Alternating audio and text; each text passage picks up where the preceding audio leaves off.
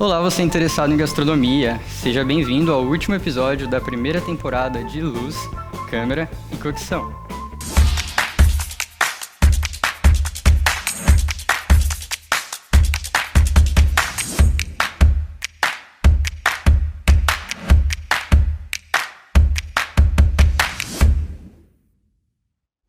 Meu nome é Noah Ventura e hoje eu vou ensinar a você métodos de cocção.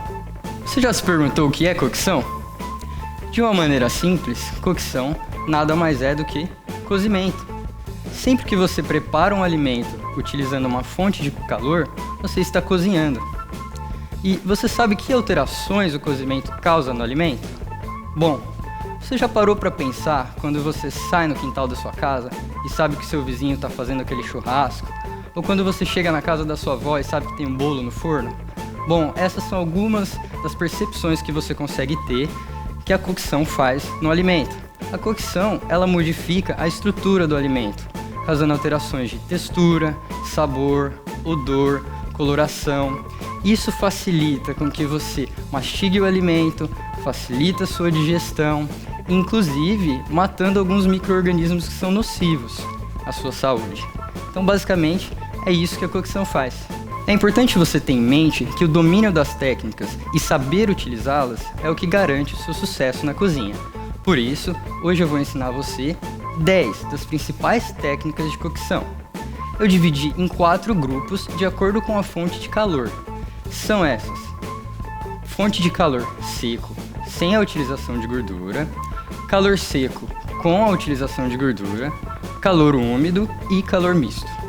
O primeiro grupo é a fonte de calor seco, sem a utilização de qualquer líquido ou a gordura como meio de cocção. Isso pode acontecer tanto pela ação direta do calor radiante, que conhecemos como grelhar, quanto pela ação indireta do calor no forno, que conhecemos como assar. Quando falamos em assar um alimento, você tem que ter em mente que é um método de cocção demorado. Por isso, costumeiramente, assamos peças de carnes inteiras, aves e peixes. E alguns cuidados são necessários, como, primeiro, pré-aquecer o forno, sempre tomando cuidado e prestando atenção qual é o alimento que você está utilizando, para que você possa aquecer na temperatura correta e pelo tempo correto. Além disso, proteínas, que são carnes fibrosas e mais duras, você sempre tem que marinar antes. Já o método de cocção grelhar é completamente diferente de assar, já que ele é muito mais rápido, a fonte de calor é direta. Então nós utilizamos pedaços de carne menores, bifes, filés de tilápia, frango. Inclusive, é importante você ter em mente que cada método de cocção utiliza um instrumento específico. No caso de grelhar, nós utilizamos a grelha. Você pode perceber que ela possui esses sulcos, que é o que permite deixar os desenhos quando grelhamos um alimento e ainda permite que toda a sua gordura solte nela. As observações que você tem que ter quando grelha um alimento é que, conforme ele cozinha, todos os sucos que estão na carne tendem a subir. Quando você termina de grelhar e coloca a sua carne na tábua, sempre espere alguns minutinhos para que todos os sucos dela voltem a se redistribuir e ela continue suculenta no momento que você cortar. Senão, quando você cortar, isso será espalhado pela tábua. Vamos à segunda fonte de calor, que é o calor seco com a utilização de gordura. São 3 os métodos, e basicamente o que diferencia cada um é a quantidade de gordura utilizada, que pode ser desde um fio até gordura suficiente para cobrir o alimento. O primeiro método é saltear, que nada mais é do que cozinhar o alimento de maneira rápida, em alta temperatura, com pouca quantidade de gordura. Para saltear um alimento, primeiro você precisa cortar bem pequeno, em tiras, cubos ou até desfiado. Isso porque ele precisa cozinhar rápido, então se você cortar muito grande, não vai dar tempo de cozinhar, eles não vão conseguir. Então alguns cuidados precisam ser tomados para você poder saltear um alimento. Ou seja, não colocar muito de uma vez dentro da frigideira, porque um vai sobrepor o outro. Então, não vou cozinhar de maneira homogênea, vai ficar um diferente do outro. Além disso, assim como grelhar, saltear também possui o seu próprio instrumento para você conseguir fazer, que é a saltese. A saltese possui o seu formato que permite que o alimento pule, para que você consiga fazer esse movimento de maneira contínua. Então, quando você estiver salteando o alimento, também é importante você ter em mente que não pode ficar fazendo isso o tempo inteiro, porque a frigideira vai ficar longe do fogo e o alimento também não cozinha. As próximas duas técnicas são frigir e fritar. Eu vou falar as duas juntas porque elas são basicamente muito parecidas. A única diferença mesmo é a quantidade de gordura. Que para frigir você vai utilizar a gordura nunca para cobrir o alimento. Coloca ali um dedinho, você não precisa dele mergulhando em gordura. Diferente de fritar, que você vai colocar o suficiente para cobrir o alimento.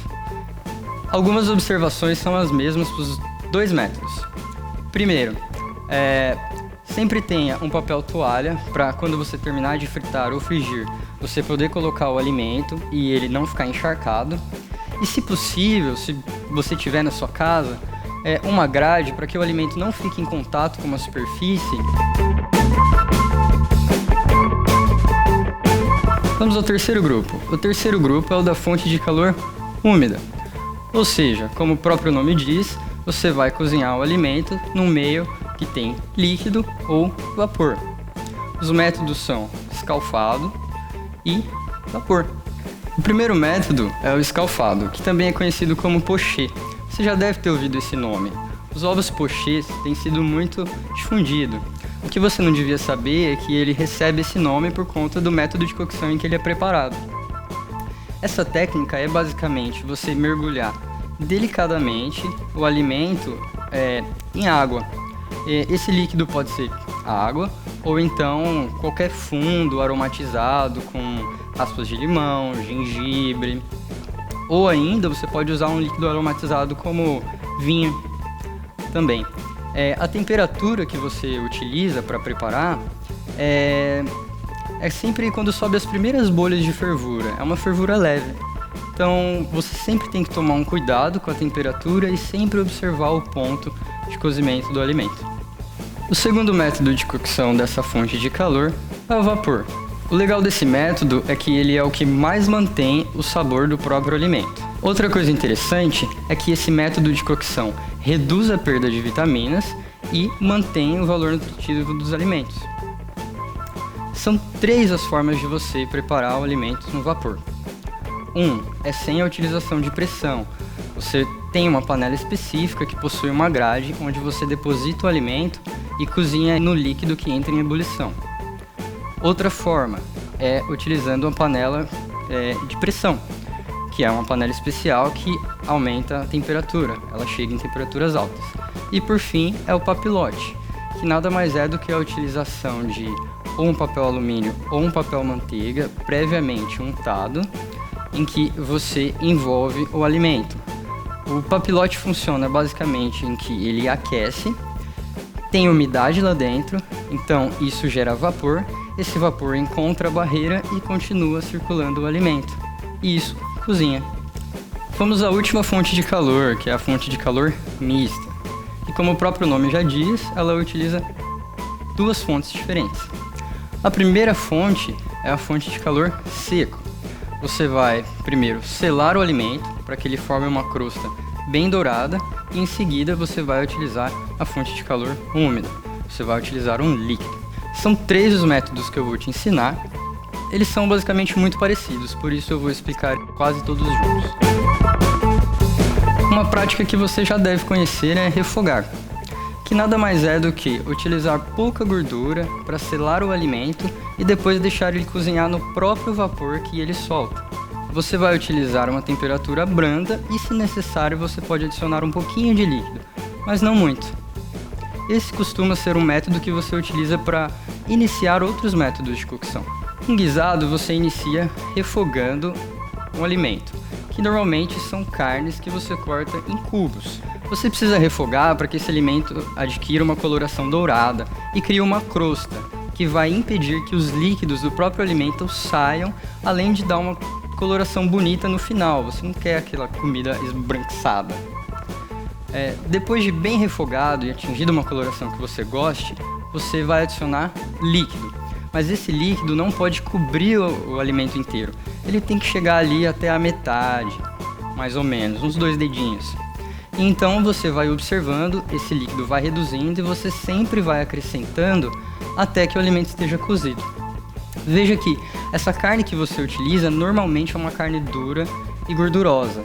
Esse líquido vai estar cheio de sabor dessa carne, que você vai deixar reduzir e vai formar o seu molho no final. E vai ser utilizado nessa carne que vai estar macia e uma delícia. Por fim, o ensopado.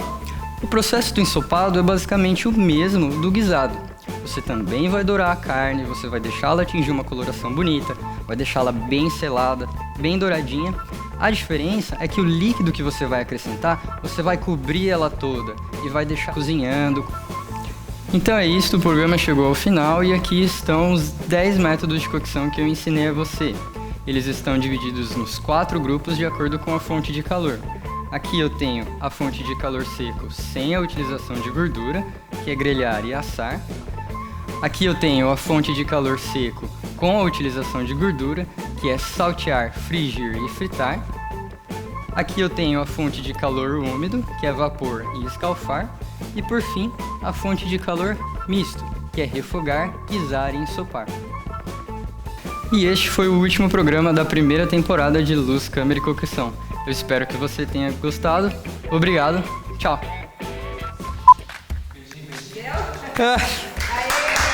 Aê.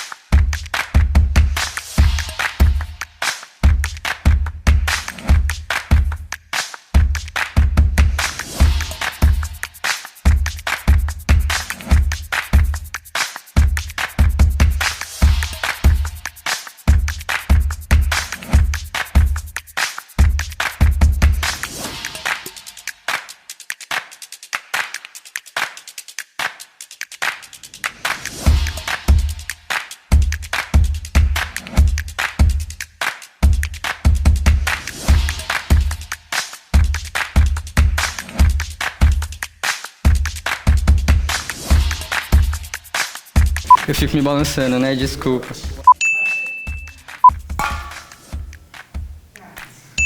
Para frigir um alimento, você